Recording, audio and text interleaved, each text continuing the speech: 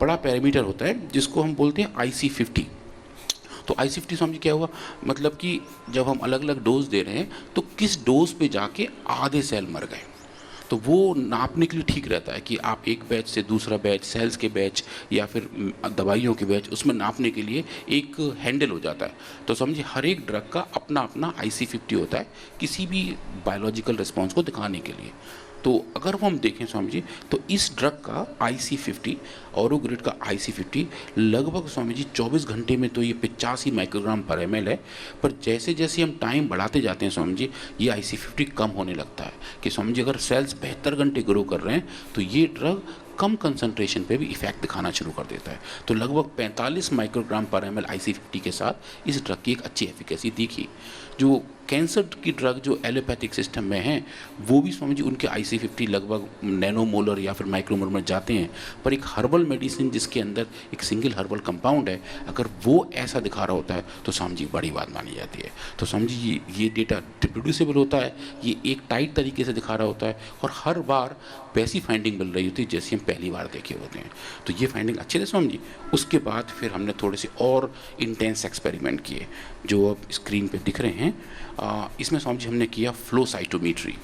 तो ये थोड़ा सा स्वामी जी कॉम्प्लेक्स एक्सपेरिमेंट है और मैं इसे हल्के हल्के एक्सप्लेन करूँगा।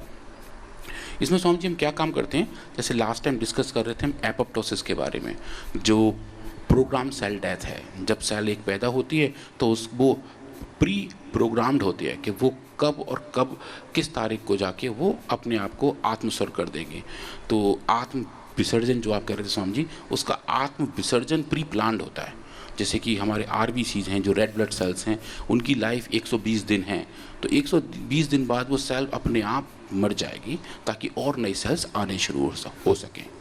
कैंसर के केस में स्वामी जी वो प्रोसेस स्लो हो जाता है, वो सेल्स मरते नहीं हैं क्योंकि वो डिफ्रेंशिएट नहीं होते, मरते रहते हैं, मल्टीप्लाई होते रहते हैं और बढ़ते रहते हैं, तो इसलिए वो ट्यूमर के फॉर्म में खड़े हो जाते हैं। तो स्वामी जी अगर ऐसा कोई भी मेडिसिन, ऐसा कोई भी हर्बल एक्सट्रैक्ट, ऐसा कोई भी सिंथेटिक ड्रग जो कैंसर सेल्स को एपोप्टोसिस की तरफ भेजे, कैंसर सेल को आत्मस्वर के लिए, आत्म विसर्जन के लिए तैयार कर सके, तो हम कैंसर पे काबू पा सकते हैं। इस हाइपोथेसिस पे समझिए बहुत सारे लोग रिसर्च करते हैं। आयुर्वेदा में काफ़ी सारा रिसर्च PRI के एंड से हो रहा है, बहुत सारा रिसर्च सिंथेटिक वर्ड के लोग भी करते हैं, फार्मा इंडस्ट्री आजकल इस पर बहुत सारा काम कर रही है। तो समझिए उसी हाइपोथेसिस में हमने काम किया और देखा कि अगर हम एपोप्टोसिस को इंड्यूस कर पाते हैं तो शायद एक अच्छा तरीका रहेगा इन कैंसर सेल्स पे कंट्रोल करने के लिए। हमने स्वामी जी ऐसा लंग कैंसर में देखा था पिछली बार कि जो ह्यूमन लंग कैंसर सेल थे उसमें एपोप्टोसिस भी हुई थी और ऑटोफेजी भी हुई थी।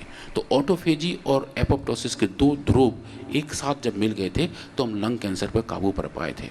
इस बार स्वामी जी कोलोरेक्टल कैंसर के लिए हमने वही काम करने का प्रयास किया और इस बार थोड़ी सी हाई एंड टेक्नोलॉजी का यूज़ किया और इन सेल्स को हमने स्वामी जी अलग अलग सिग्नल्स दिए, अलग अलग इन पर डाई लगाए और उन डाई के आधार पर सेल्स को स्कैटर किया।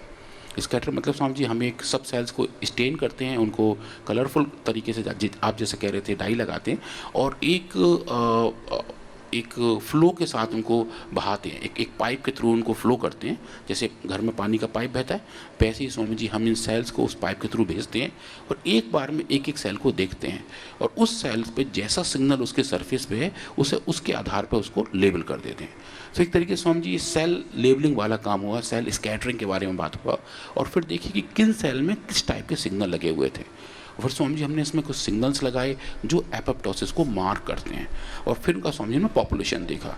तो अगर आप लेफ्ट हैंड साइड में यहाँ देखें, जो स्क्रीन पे आप देख रहे हैं, ये जो आप रेड डॉट दिख रहे हैं स्वामी जी, वो एक एक डॉट एक एक सेल है और लगभग हमने स्वामी जी 1 लाख सेल्स लेके इन पे एक्सपेरिमेंट किया और देखा कि इसमें किस टाइप के मार्कर एक्सप्रेस हो रहे हैं। ये Swami ji normal cancer cell है जो अपने हिसाब से ग्रो कर रही है, सबके सेल जिंदा हैं और ये आप देखेंगे कि ये वहीं के वहीं हैं जहाँ दिख रहे हैं। पर स्वामी जी जब हमने इनको 10 माइक्रोग्राम पर ml ऑरोग्रिड दिया तो स्वामी जी अब अगला आप जो आप देखेंगे इन सेल्स का पूरा माइग्रेशन राइट हैंड साइड में हो गया। इनका एक अलग क्वाड्रेंट जो हमने एक चतुर्थांश बनाया हुआ है उसमें ये शिफ्ट होने शुरू हो गए और जो राइट हैंड साइड के जो क्वाड्रेंट है स्वामी जी वो बताते हैं एपोप्टोसिस और वो भी एपोप्टोसिस के 2 स्टेज, अर्ली एपोप्टोसिस और लेट एपोप्टोसिस। मतलब स्वामी जी आत्म विसर्जन की पहली सीढ़ी या आत्म विसर्जन की दूसरी सीढ़ी। तो ये देखा स्वामी जी कि ऑरोग्रिड के इस्तेमाल करने से ये सेल्स आत्म विसर्जन के लिए तैयार होने शुरू हो चुके थे। और जैसे जैसे हमने स्वामी जी डोज बढ़ाई वैसे वैसे जो हाईएस्ट डोज तक हम गए 100 माइक्रोग्राम पर ml तक, स्वामी जी सब के सब cell, almost all the cell आत्म विसर्जन तैयार हो चुके थे। तो ये पूरे 1 लाख सेल्स के ऊपर ये सेल लाइन ट्रायल बोलते हैं। हाँ स्वामी जी। तो ये एक एक सेल के ऊपर नहीं, एक साथ 1 लाख सेल्स पर वही घटना हो रही है। वही हो रही स्वामी। फिर इसको रिपीट करते हैं, 2 बार करते हैं, 5 बार करते हैं, 10 बार करते हैं, ये कि स्वामी वो जी सेम आठ डेटा आता है। तो फिर कहते हैं ये इसका निष्कर्ष ये है, ये इसी के कारण से आ रहा है और कोई दूसरी घटना दुर्घटना के कारण से नहीं आ रहा, कोई अनायास नहीं हो रहा। जैसे कहते हैं ना, गुण लग गया और कोई अक्षर तैयार हो गया, गुणाक्षर न्याय से नहीं है ये गुणाक्षर न्याय नहीं है, ये सनातन सत्य है जी। स्वामी जी इसमें हमने एक एक्सपेरिमेंट और किया था। इसमें स्वामी जी क्या है, हमारे पास बहुत सारे सेल्फ एक्लेम्ड लोग भी आते हैं जो कहते हैं जो हम फाइंडिंग दिखा रहे हैं वो शायद उतनी क्रिटिकल नहीं है। कुछ को स्वामी जी डाउट रहता है, कुछ हम लोग भी अपने एंड से अपनी शंकाओं का निवारण करते रहते हैं। तो स्वामी जी फिर ऐसा किया कि हमारे पास ये जो फाइंडिंग है ये सब काकड़ा सिंगी के एक्सट्रैक्ट से आ रही हैं और ऑरोग्रिड की वजह से आ रही हैं। तो स्वामी जी हमने एक छोटा सा बेबी एक्सपेरिमेंट भी किया। वो क्या किया स्वामी, जब हम अपने रॉ हर्ब को लेते हैं, उसका जब एक्सट्रैक्ट कर लेते हैं तो सब अच्छे फाइटोकेमिकल उस एक्सट्रैक्ट में आ जाते हैं, पर स्वामी जी नीचे कुछ बचता भी है जो जिसको हम स्पेंट कहते हैं, जो वास्तव में सिर्फ फाइबर बचे होते हैं। तो स्वामी जी हमने इस बार ये किया कि वो जो फाइबर बचते हैं जिसमें कुछ भी काम का नहीं बचा रहता है, जो गूदा जैसा बच जाता है, स्वामी जी हमने वो लिया और ये दिखाया कि एक ही पौधे का एक्सट्रैक्ट और जो काम की चीज़ नहीं है वो, उन दोनों को हम पैरेलली प्रोसेस दिखाएं तो जो एक्टिविटी आ रही है वो स्वामी जी सिर्फ एक्सट्रैक्ट से आ रही है। गूदा हमने डाला वो उसी प्लांट का हिस्सा कभी रहा होगा पर वो एक्टिव नहीं है, पर वो फिजिकली प्रेजेंट तो है पर उसकी वजह से एक्टिविटी नहीं आ रही होती है। तो स्वामी जी ये एक स्पेसिफिसिटी का एक बड़ा अच्छा कंट्रोल एक्सपेरिमेंट हो जाता है कि आप साथ साथ नाप रहे हैं कि एक्टिविटी कहाँ से आ रही है। तो इससे स्वामी सब कुछ वैलिडेट होता है, हमारी सेल्स कैसा बिहेव कर रही है, हमारा प्रोसेस कैसा है, हमारे रिजल्ट्स कैसे हैं। तो वो स्वामी जी एक बड़ा अच्छी बात थी और उसको जो साइंटिफिक वर्ल्ड के लोगों को बड़ा अच्छा भी लगा कि हम पैरेलल कंट्रोल एक्सपेरिमेंट कर रहे थे और दिखा रहे थे कि जो एक्टिविटीज़ हैं वो प्लांट के एक्टिव कंपाउंड की वजह से साथ साथ आ रही हैं। अब स्वामी जी जब हम बात कर रहे थे HT29 सेल की, जो कोलोरेक्टल कैंसर सेल हैं जिनके ऊपर ऑरोग्रिड का अच्छा इफेक्ट था, पर स्वामी जी एक डाउट ये है कहीं ऐसा तो नहीं कि ये सब सेल्स को मार रहा है, कहीं नॉर्मल हेल्दी सेल्स को तो नहीं मार रहा जो जनरली हम हर बीमारी में करते हैं, हर एक बीमारी में करते हैं स्वामी जी। तो इसमें स्वामी जी हमने वही वाला काम भी देखा। कैंसर की फील्ड में स्वामी जी ये बड़ी बात है क्योंकि जितने साइड इफेक्ट हैं वो नॉर्मल सेल्स के मरने की वजह से होते हैं। क्योंकि जो भी आप एलोपैथी के रेडिएशन लेते हो, क्यूम्यू लेते हो, वो अच्छे सेल्स को भी मारते हैं। तो आयुर्वेद की दवाइयाँ चाहे वो कोलोग्रिड है, सिस्टोग्रिड है, सिस्टोग्रिड डायमंड है, काचना और बुद्धिबाधिका है, करक्यूमिन गोल्ड है, गोधन और गिलोय तुलसी नीम हल्दी आदि है, ये अच्छे सेल्स को ख़त्म नहीं करती, वो भी साथ में प्रूव करना जरूरी होता है। नहीं तो पता लगा डाल दिया और वो अच्छे सेल्स और ख़राब सेल दोनों को मार दिया। तो ऐसा कोई घमासान नहीं मचाते, ऐसी कोई युद्ध जैसी स्थिति तैयार नहीं करते, जो टारगेटेड मेडिसिन की तरह काम करते हैं। हाँ स्वामी जी। तो स्वामी जी इस बार हमने देखा किडनी सेल्स को लेके, क्योंकि kidney cells generally cancer medication के सबसे फर्स्ट टारगेट होते हैं, सबसे कॉमन जो भी सबसे संवेदनशील, सबसे कोमल नाजुक सेल्स होते हैं उनको सबसे ज़्यादा मारते हैं। चाहे वो कोई भी दवाई है, चाहे कैंसर की दवाई है, चाहे टीबी की दवाई है, या आप जनरल कोई माने बुखार की पैरासीटामोल से लेकर के और टाइफाइड आदि के लिए जो दवाइयाँ लेते हैं वो पेनक्रियाज की सेल्स को, वो भी बड़े संवेदनशील है, बड़े नाजुक, उनको ख़त्म कर देते हैं। पेनक्रियाज के सेल्स जो है वो डीजनरेट हो जाते हैं और डायबिटीज़ हो जाती है जी। तो स्वामी जी फिर हमने ह्यूमन किडनी सेल्स लिए जो नॉन कैंसरस सेल थे, उनको यही डोज दिया ऑरोग्रिड का और स्वामी जी पाया कि इस डोज पे, जिस डोज पे कोलोरेक्टल कैंसर सेल्स मर रहे थे, उस डोज पे स्वामी जी ऑरोग्रिड ने नॉर्मल किडनी सेल्स पे कोई इफेक्ट नहीं दिखाया। तो स्वामी जी जो सेफ्टी का मार्जिन था वो हमारे पास बहुत अच्छा था कि जो नॉर्मल सेल्स हैं वो सेफ रहे थे और जो कैंसर सेल थे वो सेलेक्टिवली मरने शुरू हो चुके थे। तो ये स्वामी जी अच्छी फाइंडिंग थी। इसको लेके स्वामी जी फिर हम लोग काफ़ी आगे बढ़े और अब हम इसको एनिमल मॉडल की तरफ लेके जा रहे हैं। तो स्वामी जी लास्ट टाइम आपसे जब हो रहा था डिस्कशन तो हम कह रहे थे कि इसका in vivo model, in vivo trial cancer का कैसे करेंगे, क्योंकि स्वामी जी एनिमल के अंदर नॉर्मली कैंसर बहुत कम होते हैं। तो हमें कैंसर इंड्यूस करना पड़ता है। कैंसर पैदा करना पड़ता है। हम जानवरों में जो ये एक तो बीमारियों के सेल मिल जाते हैं, हम बीमारियां पैसा दे के खरीदते हैं और उसमें बहुत पैसा लगता है। एक एक रोग के सेल, चाहे वो हेपेटाइटिस है, चाहे सोराइसिस है, चाहे वो अर्थराइटिस है, अलग अलग प्रकार के जो सेल होते हैं ना बीमारियों के सेल, और ख़ास करके किसी रोग के संक्रमण, अलग अलग तरह की बीमारियों के सेल्स का अलग अलग नेचर होता है। वो उसका समझ बहुत रहता है। तो एक जो सेल लाइन के करते हैं कितने रुपए में, 10,000 से लेकर के 5 लाख तक, 5 लाख तक ये सेल्स खरीदते हैं हम, 10-20 हज़ार से लेके 5 लाख तक एक एक बार, और ऐसे हजारों एक्सपेरिमेंट्स करते हैं, इसलिए इसमें करोड़ों रुपए खर्च होता है। सबसे ज़्यादा खर्चीला काम दुनिया में रिसर्च है, उससे परिणाम आते हैं और उस परिणाम का फ़ायदा सब उठाते हैं, इसलिए उसका फिर लोग पेटेंट करते हैं बौद्धिक संपदा के तौर पर। फिर उससे 2 रुपए की दवाई को 2 लाख रुपए की बेचते हैं, फिर वो कहते हैं हम इसमें हमारा इतना खर्चा हुआ था, रॉ मटेरियल कॉस्ट के अलावा हमारा इसमें जो दूसरा श्रम हुआ उसको जोड़ रहे हैं। तो क्या फिर निष्कर्ष निकला? तो समझ हमने फिर कुछ एनिमल मॉडल सेटअप किए। समझ ये अभी नया रिसर्च हम लोग कर रहे हैं, और एनिमल्स के अंदर चूहों के अंदर, जिसको समझ कहते हैं C57 माइस के अंदर अब हम ट्यूमर बनाना शुरू किए हैं। समझिए तो नॉर्मली इन एनिमल्स में ट्यूमर नहीं बनते हैं, तो समझिए हमने क्या किया कि इन एनिमल की स्किन के अंदर हमने स्किन कैंसर्स के सेल्स को इंजेक्ट किया। और वो किसकी skin cancer? Human skin cancer. तो ह्यूमन स्किन की सेल्स को हमने इन एनिमल के अंदर डाला, जो इन एनिमल्स की खुद की सेल्स तो नहीं थी, तो उनके लिए समझिए फॉरेन सेल का काम करती हैं। ये उनके लिए एक जीनोग्राफ्ट वाली बात बन जाती है। तो बहुत सारे केसेस में एनिमल्स की खुद की इम्यूनिटी इतनी ज़्यादा होती है कि वो इन कैंसर सेल्स को रिजेक्ट कर देते हैं, उनके अंदर ट्यूमर डेवलप हो ही नहीं पाते, क्योंकि नेचुरली उनको नेचर ने ऐसा ही बनाया कि कुछ ऐसा इन्फेक्शन आए या ऐसा कुछ भी इन्वेजन आए तो उसको तुरंत बाहर निकाल सकें। तो समझिए ये बहुत चैलेंजिंग होता है, इस पर स्वामी जी हमने काम किया। और ये स्वामी जी रिसेंट डेटा है जो मैं स्क्रीन पर दिखा रहा हूँ, ये स्वामी जी C57 माइस हैं, इनको हमने Swami ji skin cancer cell से इंजेक्ट किया हुआ था। और आप जो लेफ्ट में देख रहे हैं जहाँ एरो लगाया हुआ स्वामी जी, ये एक ट्यूमर है जो इन एनिमल्स के साइड में ग्रो होना शुरू हो चुका था।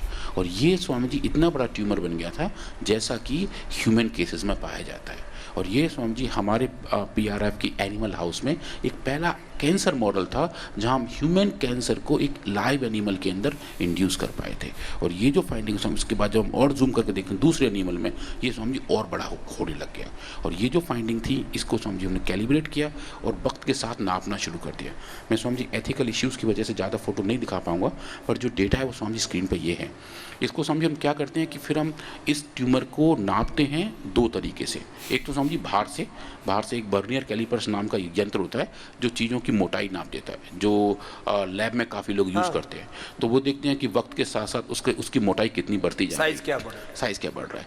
दूसरा समझिए थोड़ा सा हाई एंड है, हम क्या समझिए क्या करते हैं, इन सेल्स के अंदर हम एक फ्लोरोसेंस मार्कर इंजेक्ट करते हैं। मतलब जो सेल्स हैं वो अपने आप में लाइट जला रहे होते हैं। जैसे कि स्वामी जी जहाँ अगर हम ऐसा सोचें कि एक अंधेरे कमरे में कछुआ छोड़ दें और ढूंढें कछुआ कहाँ है तो नहीं मिलेगा, पर स्वामी जी कछुए के ऊपर अगर हम एक मोमबत्ती जलाकर छोड़ दें तो जहाँ जहाँ मोमबत्ती दिख रही है वहाँ कछुआ दिख रहा होता है। तो वो ही मोमबत्ती वो ही हम इन सेल्स रूपी कछुए पे लगाते हैं, जिसको हम लाइट के तौर पर ट्रैक कर पाते हैं। तो जो फ्लोरोसेंस लाइट है, जो ल्यूमिनेसेंस लाइट है, वो हर एक सेल के अंदर होती है जो हम इंजेक्ट कर रहे होते हैं। और फिर हम पूरे एनिमल का एक इमेजिंग करते हैं, उनका एक फोटोग्राफी करते हैं, जैसा कि CT स्कैन होता है स्वामी जी ह्यूमन बीइंग का, वैसा ही हम इन एनिमल का करते हैं। और देखते हैं कि वो जो लाइट वाले सिग्नल हैं, जो मोमबत्ती की लाइट है कछुए के ऊपर, वो किस किस एरिया से आ रही है, और उसको समझिए हम फिर क्वांटिफाई कर लेते हैं। तो बेसिकली बगैर एनिमल को खोले हम उसके अंदर झांक लेते हैं और ये देख लेते हैं कि जो कैंसर सेल्स हैं वो कहाँ कहाँ और किस किस कंसंट्रेशन में कहाँ बैठी हुई हैं। और जब हम इनको ट्रीटमेंट देंगे तो उस ट्रीटमेंट देने के बाद क्या उन सेल्स का डिस्ट्रीब्यूशन चेंज हो रहा है, उनका कंसंट्रेशन कम हो रहा है, या उनकी इंटेंसिटी कम हो रही है।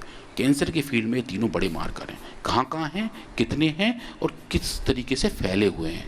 तो वो तीनों स्वामी जी हम इसमें नाप लेते हैं। तो निष्कर्ष कहाँ तक पहुँचे? निष्कर्ष स्वामी जी यहाँ तक पहुँचे कि जो हमारी फर्स्ट फाइंडिंग है, जो ऑरो ग्रिड के साथ देख रहे हैं स्वामी जी, इन कैंसर की ट्यूमर का साइज भी कम होना शुरू हुआ है।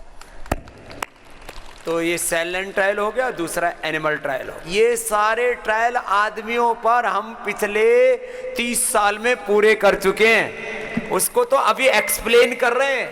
हाँ, ये डॉक्टर बहुत सियाना है वैसे तो, हाँ बहुत समझदार है, लेकिन ये सियाणपत इनकी काम होने के बाद काम कर रही है। माने हमने आदमी को ठीक कर दिया, उसका ट्यूमर ठीक कर दिया, उसका ब्रेस्ट ट्यूमर, यूट्रस का, ओवरी का, ब्रेन का, सारे कर दिए। इसको कहते हैं रिवर्स फार्माकोलॉजी। क्या बोलते हैं? Reverse pharmacology. माने हमारे पुरखों ने जो ज्ञान दिया था उनकी मेधा का कोई मुकाबला नहीं है। या मेधाम देवगणा पितरश्च उपासते। वो अत्यंत मेधावी थे, अत्यंत प्रज्ञावान थे। कर्कुटार बुद्ध के नाम पर उन्होंने जो बताया था, उन्हीं की कुछ तत्वों को लेकर के हम और ज्यादा उसको जो है सघन प्रभाव आए, जिसको ये कह रहे थे कि उसको क्वांटिफाई करके हम उसको और अधिक माप सकें कि ये औषधि कितनी मात्रा में ली जाए, कितनी कैसे ली जाए। इसके ऊपर दरअसल हमारे योग आयुर्वेद के बारे में भ्रांतियां बहुत फैलाई लोगों ने। आयुर्वेद का प्रभाव नहीं होता, आयुर्वेद तो जल्दी प्रभाव नहीं होता, बहुत टॉक्सिक होता है, किडनी खराब हो जाती हैं, लीवर खराब हो जाते हैं, और तत्काल प्रभाव नहीं आता। हमारा तत्काल प्रभाव आता है। मैंने कहा तुम्हारा तत्काल प्रभाव आता है, लेते ही मरता है आदमी उसका लेते ही पूरा का पूरा सिस्टम बैठ जाता है। आयुर्वेद का तत्काल प्रभाव आता है और उसका दीर्घकालिक प्रभाव यह आता है कि आदमी 100 साल तक जिंदा रहता है। आयुर्वेद से तत्काल BP, sugar, thyroid, asthma, arthritis, ये सब चीजें ठीक होती हैं। एक सेकंड में जो प्रभाव आता है उसको हमने माप लिया है। तो अब कोई झूठ नहीं बोल सकता कि आयुर्वेद की दवाओं का तत्काल प्रभाव नहीं आता। 24 आवर्स में क्या प्रभाव आता है वो भी हमने माप लिया है। 48 घंटे में, 72 घंटे में, 7 दिन में, 14 दिन में क्या प्रभाव आता है। तो टाइम एंड डोज डिपेंडेंट तरीके से जो इसका इफेक्ट है उसको क्वांटिफाई करके अब कह सकते हैं हम। तो अब आपको ट्यूमर के बारे में भी घबराने की जरूरत नहीं, और सामान्य ट्यूमर तो बहुत जल्दी ठीक हो जाते हैं। बस उसमें 3-4 चीज़ें बंद करनी पड़ेंगी। जिससे ट्यूमर बढ़ता है, शुगर बंद करना पड़ेगा। क्या बंद करना पड़ेगा? शुगर माने चीनी पूरी बंद करनी पड़ेगी। बाकी भी ग्लूकोज थोड़ी दिन कम कर दो ना, फिर नेचुरल शुगर जो है, जो कम मात्रा में शुगर होता है ना, वो वैसा नुकसान नहीं करता। ये जो चीनी वाला शुगर है, नमक बंद करना पड़ेगा, कचरा खाना बंद करना पड़ेगा, और कचरा आहार का और कचरा विचार का, इसको भी बंद करना पड़ेगा। दिमाग में गोबर भर रखा है बोला, इसका दिमाग में कचरा बराबर। और ये मोबाइल बंद करना पड़ेगा। ये कचरा लेकर के घूमते रहते हो, रेडिएशंस का कचरा है उसके अंदर, बड़ा खतरनाक। एक मोबाइल में उसका जो रेडिएशन है वो बड़ा खतरनाक होता है।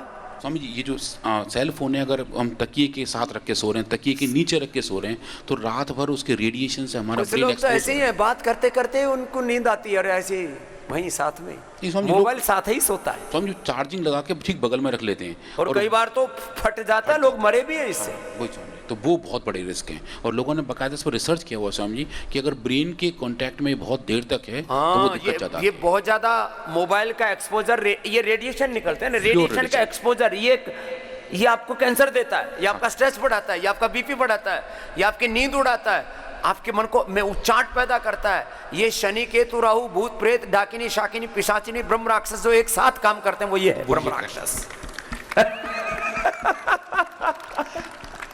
तो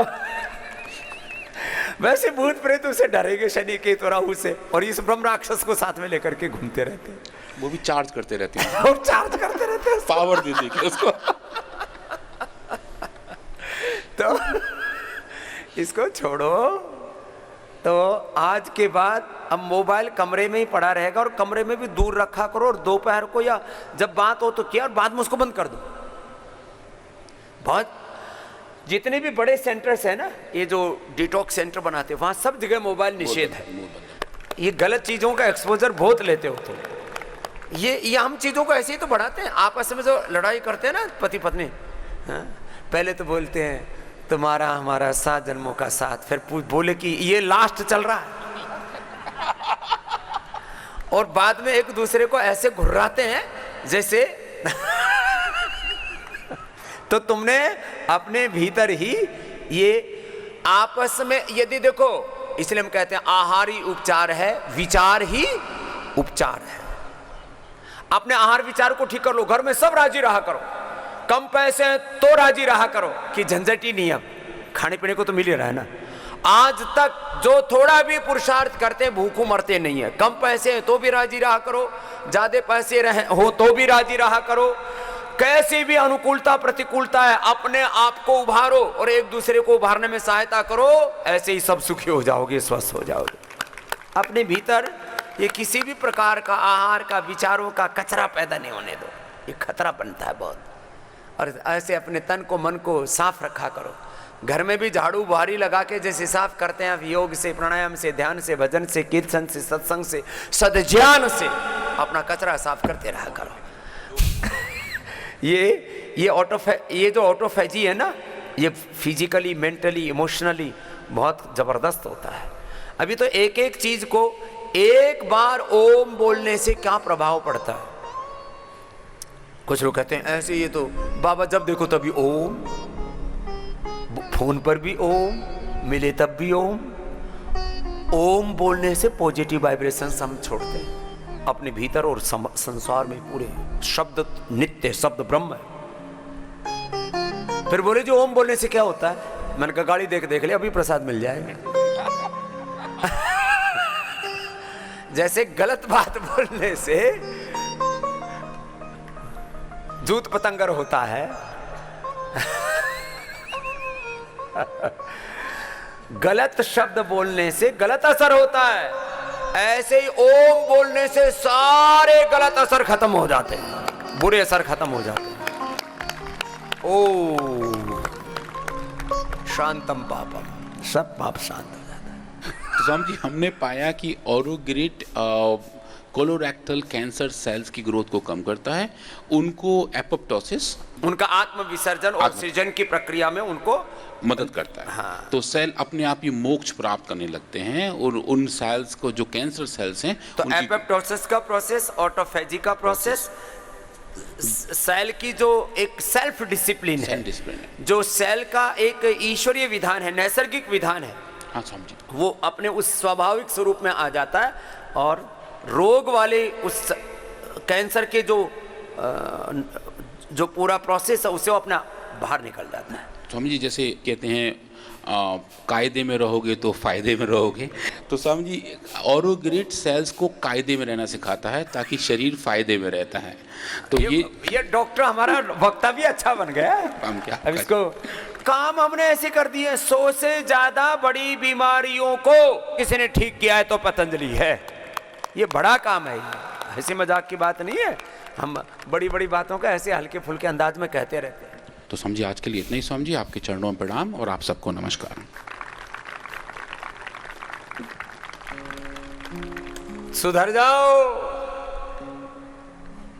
बकरे खाने बंद कर दो, मुर्गे खाने बंद कर दो, अंडे खाने बंद कर दो, दारू पीना बंद कर दो, कचरा खाना बंद कर दो, कचरा विचारों का कचरा बंद कर दो, लड़ाई झगड़े घर में बंद कर दो। खुद लड़ाई झगड़ा करोगे तो तुम्हारे भीतर के सेल लड़ाई झगड़ा करेंगे, उन भी बीमार हो जाएंगे। तुम बाहर से तुम लड़ाई झगड़ा करते हो, फिर अंदर से लड़ाई झगड़ा करना शुरू कर देते। तुम आपस में एक दूसरे पर क्रोध करते हो, गुस्सा करते हो, तो सेल एक दूसरे की फाइटिंग में लग जाते हैं, फिर मरते में अंदर गृह युद्ध हो जाता है। इसलिए बाहर से प्यार से रहोगे तो तुम्हारे सेल्स भी प्यार से रहेंगे। तुम मुस्कुराओगे तो 37 ट्रिलियन सेल्स मुस्कुराएंगे, और तुम रोने लगोगे, झगड़ा करने लगोगे, लड़ाई करने लगोगे, तुम एक दूसरे को मार काटने में लगोगे तो अंदर मार काट मच जाएगी। इसी को कहते हैं कैंसर, इसी को कहते हैं बीपी, इसी को कहते हैं शुगर, इसी को कहते हैं एसएलएमएस, ऑटोइम्यून डिजीज। तुम्हारे शरीर की कोशिकाएं तुम्हें खाने लगेंगी और एमएनडी हो जाएगी। इसलिए सावधान, अच्छे से जीवन को जियो। अच्छे से जीवन को नहीं जीवोगे तो बाहर से तो मरोगे, भीतर से और मरोगे। तो क्या निष्कर्ष निकला? अच्छे से जीना। क्या निष्कर्ष निकला बोलो? और प्रसन्न रहना। जोर से बोलो, कुछ तो ऐसा बोलो, प्रसन्न रहना है, प्रसन्न रह के बोल तो ले।